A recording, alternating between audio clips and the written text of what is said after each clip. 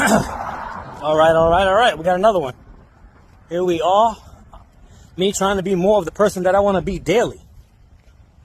On spring break, watching the kids, getting work done have an event on Saturday.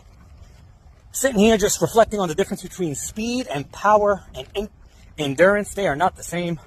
I'm probably going to have some infographics here.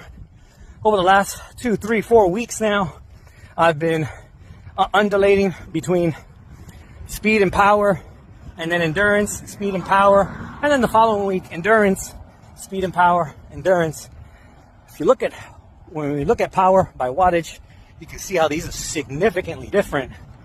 I believe my speed and power, talking about 150 or more watts than the endurance moment. So you got to run fast to be fast.